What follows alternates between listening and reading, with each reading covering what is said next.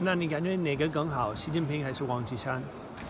哪个人？那肯定都好，但是咱们的习主席真的太伟大了，咱们习主席真的太伟大了，是不是啊？是不是？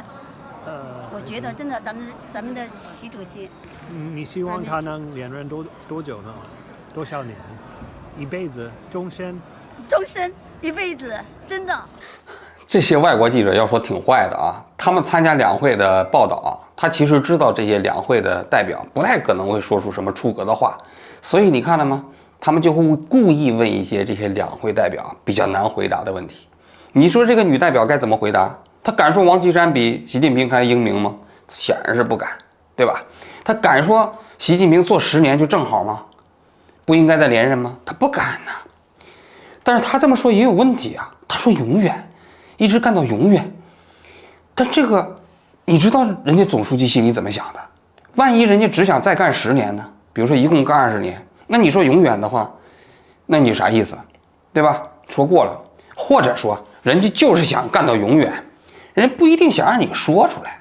你说出来的话，你要说揣测圣意这件事情啊，揣测是对的，但是不能乱讲的。大家都知道，古代的皇上黄袍加身呐，那都有程序的。一个什么程序啊？就是要一而再再而三的推辞啊，大家拥戴啊，一定要搞3次，少了也不行，多了也不行。少了的话，觉得你好像就看中了那个位置了；太多了，觉得你虚情假意。所以你看那个群臣奏表啊，欢呼啊，让皇帝上台啊，这皇帝一定要推迟3次。那这个过程中间，你直接把皇帝那个意思给说出来了，说永远，那你这个其实就犯了大忌。对吧？人家皇帝明明还要推辞呢，你就说出来了。所以你看这个报道这样的视频发出来，它其实是对党的形象构成了严重的伤害。激动啊，感觉，因为他那个习主席，他就是最爱咱们那个老百姓了。我觉得，他特别贴心，特别贴心，我就感觉到他就是面面俱到，像想的很细啊。那么一个主席，他什么事儿他什么事他都全覆盖，我觉得他真的是为他点赞，真的为他点赞。点多少个赞呢？100个、1000个、10000个、1亿个，点很多赞，真的是。为什么我要讲这个故事啊？就是讲前一段时间，这个浙江省的省委宣传部发了一篇文章，叫反对低级红和高级黑。其实刚才的人大代表其实就可以归结为低级红。是吧？表面上是在夸我们党吗？夸总书记吗？夸总书记英明吗？一直可以干到永远都行了，但是让别人看着觉得是个笑话，是吧？所谓低级红主要有2种形式，第一种形式啊，就是用力过猛。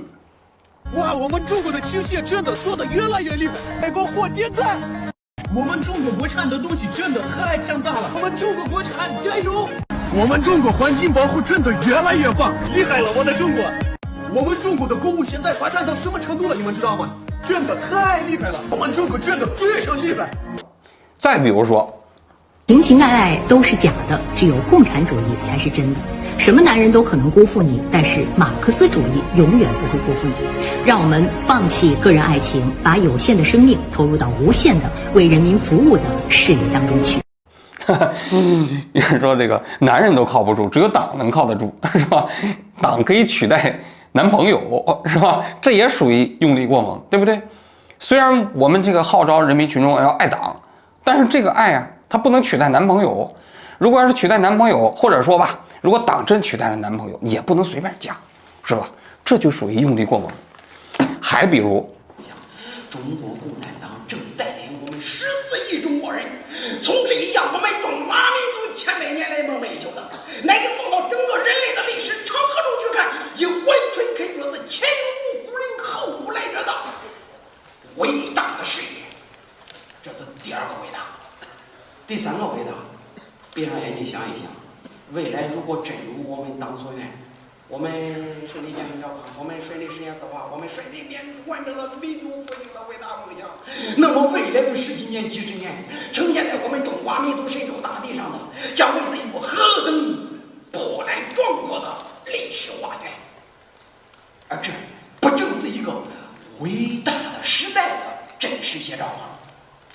伟大的党带领我们在一个伟大的然后这浙江省委宣传部里头还讲了一些文字的例子，是吧？就新婚之夜抄党章，这小两口结婚呢，洞房花烛啊，没有宽衣解带啊，上床尽鱼水之欢呢。然后呢，两个人兴致勃勃地抄起了党章。党章其实我看过的，很长啊，不好抄啊。那搞不好一抄就抄一晚上啊。尤其是现在人都打字啊，你要知道字写字都不太容易了啊。这个东西一抄一晚上，你想想这新婚之夜就过去了，你说这个事情该怎么看？如果是真的，这违背人性，对吧？你想想，你其他什么时间你不能抄党章？为什么要新婚之夜抄党章？新婚之夜，人生4大这个幸福时刻，你非得要抄党章？你想表明党比这个洞房花烛夜还重要，但这不是反人性吗？那如果是假的，那这就是故意安排在这个地方，是吧？其实这个宣传本身不可信，就是这么回事嘛。如果你这个传播的这个所谓的宣传内容，如果是反人性的，你肯定也起不到效果。所以像这种新婚之夜抄党章传播出来之后，所有人都会笑，都会哄堂大笑，并不会觉得这小两口啊真的是爱党，而是觉得这东西不可信，对吧？还比如说我们这个有一个很著名的五毛周小平，是不是？他在新婚之夜的时候也搞了一出，他写了一篇文章，他的太太是那个王芳，唱歌的。周小平写了一篇叫《兴许祖国，深许你》。当时看到这个信息的时候，很多人都哄堂大笑。人都说周小平同志啊，您爱国这件事情这么重要，这么重要的内容，您竟然把身体身心能够分离出来，是吧？百忙之中还能许给你妻子，真的是太不容易了。您干脆您身心都许给祖国好了，没有必要搞得自己身心分离，是吧？你说周小平后来为什么成为弃子啊？在我看来，就是因为他用力过猛，他不知道怎么把握分寸。像这种方式，你说出来之后，真的起到所谓的效果了吗？没有，全是反的。大家看周小平，他们都是觉得当笑话看。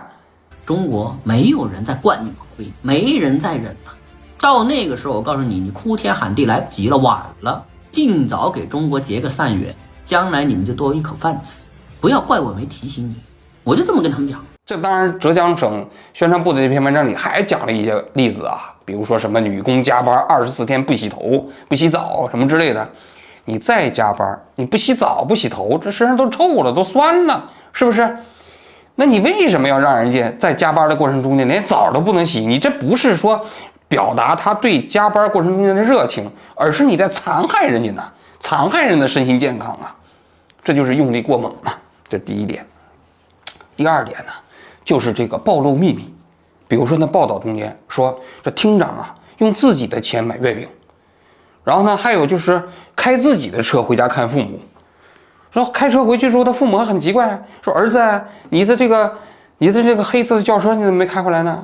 这厅长就笑眯眯的跟父亲说：“现在党管得严了啊，我那个车我不开了，我现在自己新买了一辆车。”这报道表面是在表扬厅长，但其实他暴露了我们党干部的一个秘密啊。这干部平时都是开公车看自己的父母啊，对不对？但是这本来就不应该啊，他把本来不应该的事情当作是一个正常的事情，把本来应该的事情当作是夸领导的方式，一不小心暴露了领导的秘密。大家都知道，我们这共产党干部虽然天天喊为人民服务，但其实大家都知道，跟普通百姓比起来，那是有很多特权的。比如说有干部病房啊、特供食品啊，这些东西都不能让老百姓随便知道。老百姓随便知道的时候，就会说：那你们凭什么天天在网上说为人民服务啊？你是人民公仆啊！所以这些党的秘密啊，不能轻易的让人民群众知道。但是有些媒体报道的时候呢，就觉得领导不容易，领导您亲自过来吃饭来了，是吧？一不小心暴露了党的这个秘密，这就叫低级红。按照浙江省委宣传部的说法啊，那什么叫做高级黑呢？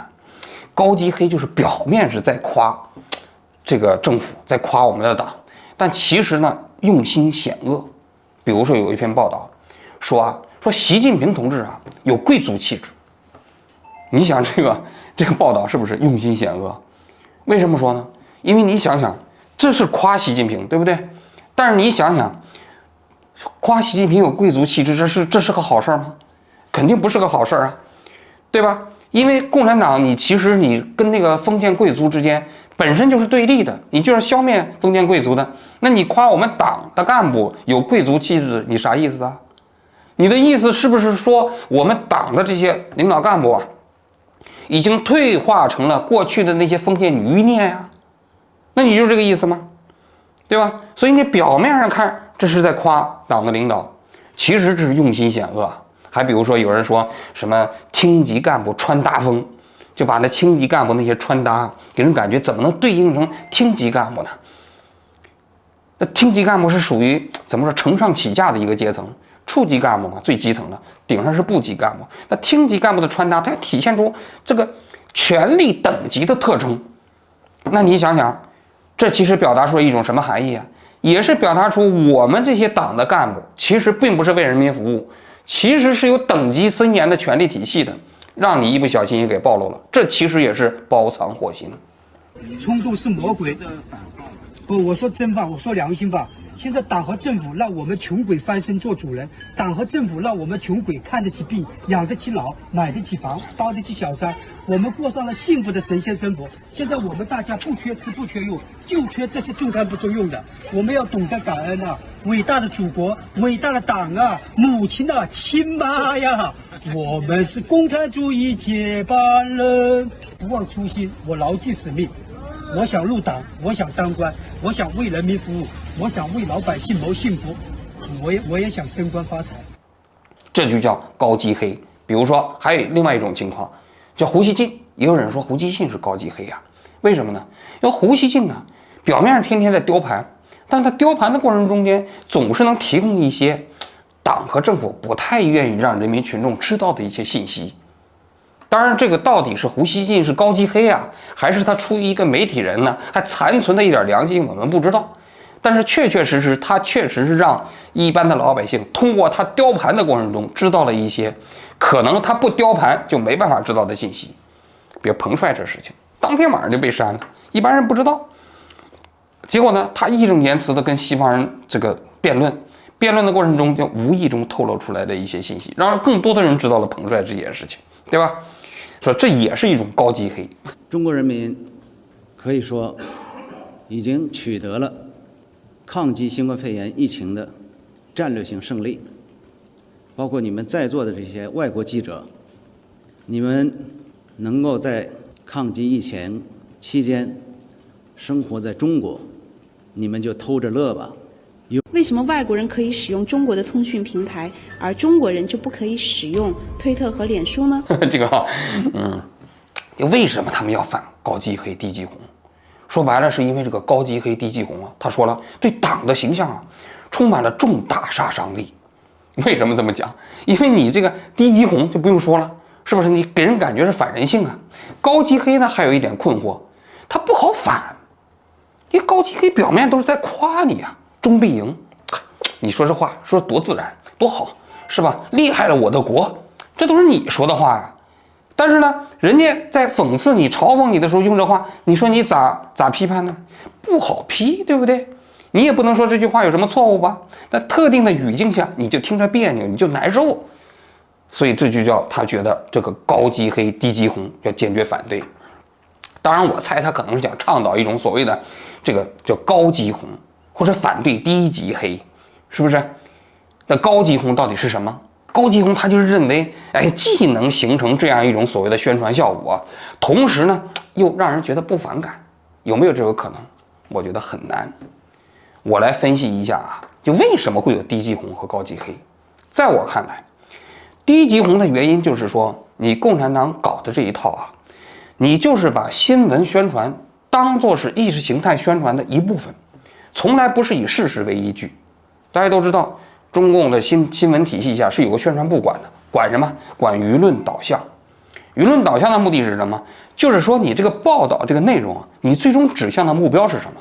从来不是事实本身呐，事实本身不重要啊，重要的是导向那个最后要说明的内容。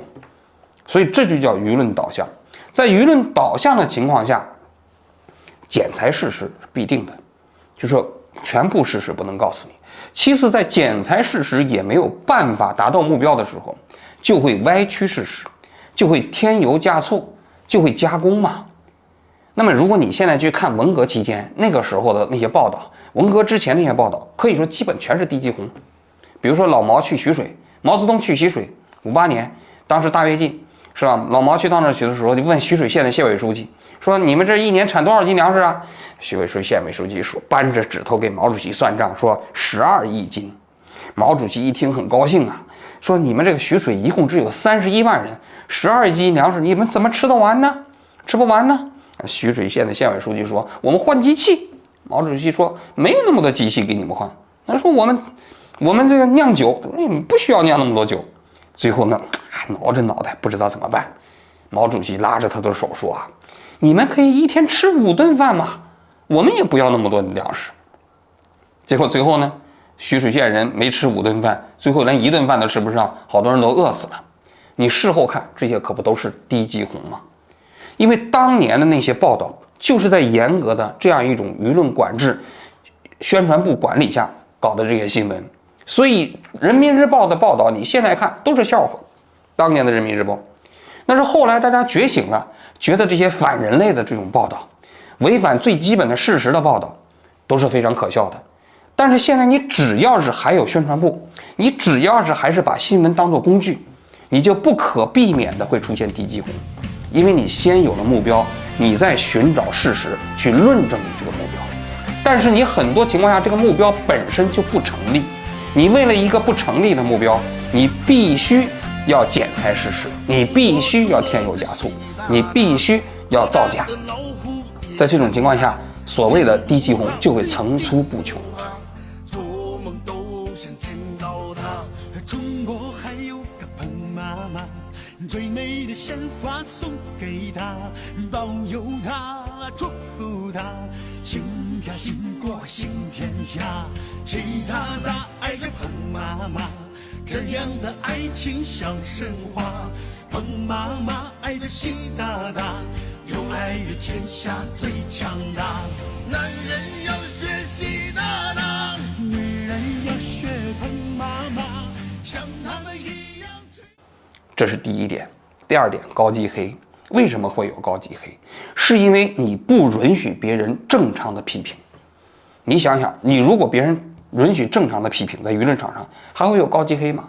可能有，它充其量只是一种普通的言论表达方式，嘲讽嘛，讽刺嘛。但是呢，当你普遍的不允许大家发表正常意见的时候，人们又想表达怎么办？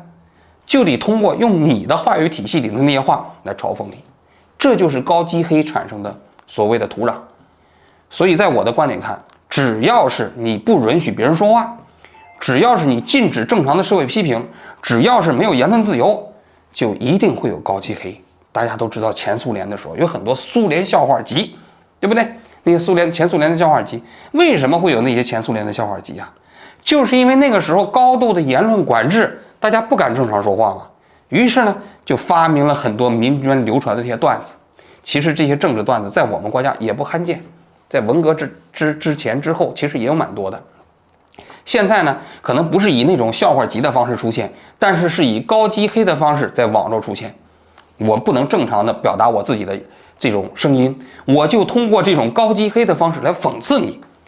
表面上看还是在夸你，对吧？我夸你，然后呢，其实你仔细品一品，这个其实是在讽刺你们现在那种非常可笑的政策，就是如此嘛。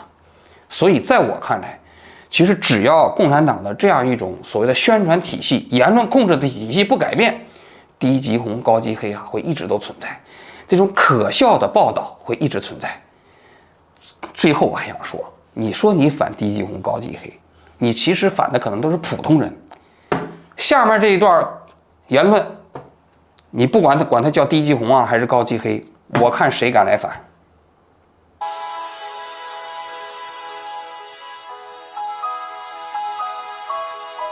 下雨刮风，我是在窑洞里跟他们打草，晚上跟着看牲口，然后跟着他们去放羊，什么活都干。因为我那个时候扛200斤麦子，10里山路我不换肩的。